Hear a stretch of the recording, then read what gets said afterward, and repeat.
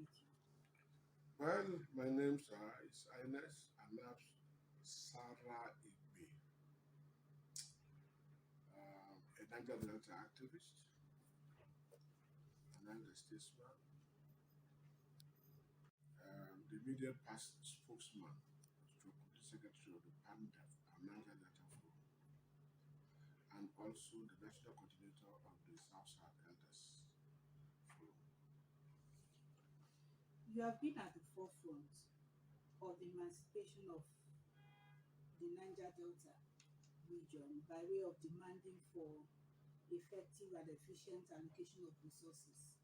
Please tell us what your position is on the recent demands made by the South governors. Interesting. The struggle of emancipation of Niger Delta started a long time ago. We came and met it. And when the government administration came, they scrapped the derivation principle. So we supported our leaders, our forefathers to insist that derivation must be given to us because of the hazards of oil production in the Niger Delta.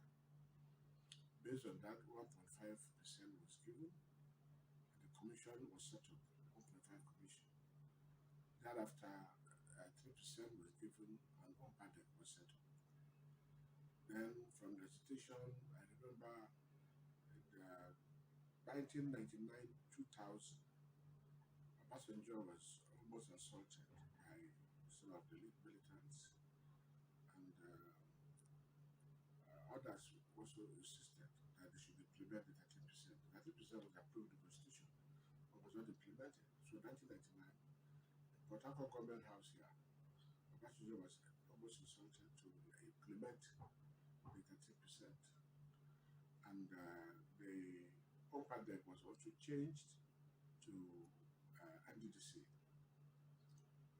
with the 3% coming from the oil companies at statutory allocation of percentage from the federal government.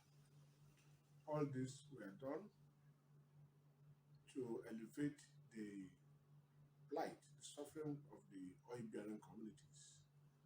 Because when they say derivation means where the oil is coming from. Otherwise, beyond Nigeria, when say Nigeria is oil producing, does not mean every part of Nigeria produces oil. And when we talk of derivation, does not mean every part of the states in the Niger Delta produce oil. So we're talking about the oil bearing and impacted communities. So NDDC was set up to address them, and 30% was also set up to address the plight of these hazards.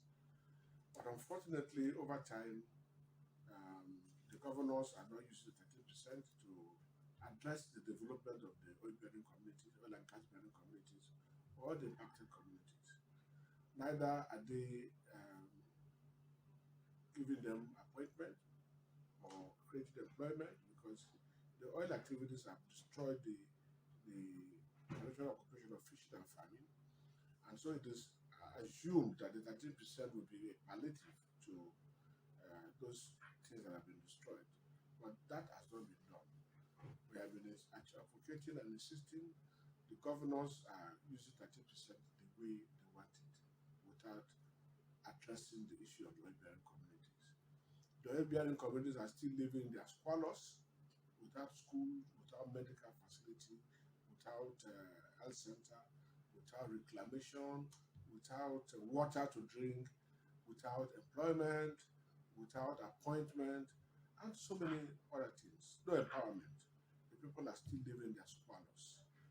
And therefore, one wonders when the same governors are now asking for 50%. 50% to do what? We want to know what have you done with the 13% on the oil-bearing communities. Is it 50% for you to collect on behalf of the oil-bearing communities and manage them the way you like, or are you going to be accountable? This democracy is the government of the people, by the people, and for the people. And the people you are governing don't even know what you do with the resources they are collecting on their behalf. So the oil-bearing communities would never, we're not against increment of derivation principle, but we're saying before we talk of increment, we want to know what you're going to do with increment. We have not seen what you have done with the 13%.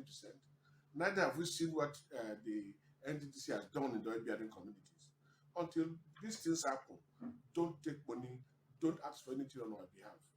And again, I want to use the opportunity to say that the governors are insisting that they want to be part of the PIA.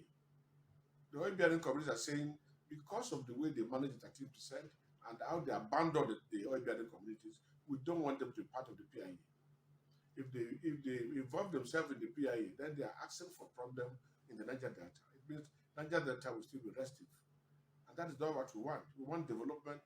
We want something that will cushion the effect of oil production in our area. That is what we are saying. Okay, so do you think the return of power to the South will solve the peculiar problem of the South-South? Well, from experience, president coming from your place is not a guarantee that it will favor you. But one thing is certain and obvious. There was an agreement that power must rotate between North and South. And if the Northerners have served 8 years, it is very obvious that power should come back to the South. And if it comes back to the South, we are insisting that they should allow us to complete our second term before it goes to the Southeast. The Southwest is not supposed to be part of it because they have completed their 8 years term. Because I remember when we were talking about zoning, some of us in that meeting insisted that it must rotate within the zones. But they said no, when it comes to north or south, you can be able to zone it. So if it's coming to the south, then the south should be able to zone it to those who have not gotten it. But for us in the south, it took us over 80 years, 50 years to get to that position of presidency. And we are supposed to at least serve 8 years. We only served 4 years. So we're saying they should allow us to serve our term complete. So do you have any last words? Because as an elder statesman, you've been at the political scene, you've been at the economic scene, you've been everywhere. So if you have any last words of advice? Well, my last advice is the present government should focus on the economy, because the economy of this country today, as it is in disarray. And security, these are the two basic things we need them to address. This security is affecting the economy. It makes foreign investors want to come in because of this security. So we will appeal to them to address the security and the economy, because Nigeria should move from the money economy to a diverse economy. And that is why some of us are worried with the PIA when they said 30% should be set aside for the frontier zone. We would have expected that 30% should be for industrial development. That is the only way we can be able to move this country forward and move this region forward. We need industrial revolution. We need the manufacturing to come back. We need to produce things for ourselves, and so that we will not be importing even the toothpick. That by so doing, we will have foreign reserve. Our foreign reserve will be kept, instead of always using our foreign reserve to be buying things outside. We should be selling and build up our foreign reserve. If you look at our counterparts, those who started with us in the 60s, they have gone far ahead of us. The economy sounds better, and we are very backward. I don't know what they say our economy is good. We have potential. In Africa, the African market is huge. If we are producing for African market alone, it will go a long way to develop Nigeria and Africa. So we will appeal to government to address the issue of insecurity and economy. Thank you so much, Your Highness, for being our guest on the platform. Lastly, on the issue of VAT, I strongly support the state government clamoring for VAT. The state government, we're talking about physical federalism, and the Nigerian position is very clear. They did not say that VAT should be collected by the federal government. And since the High Court has ruled, although they are going to appeal, let the state government take VAT. I support that, and I talk my heart for Governor Wike for that fight. Thank you so much, Your Highness. So thank you, Your Highness, for being our guest.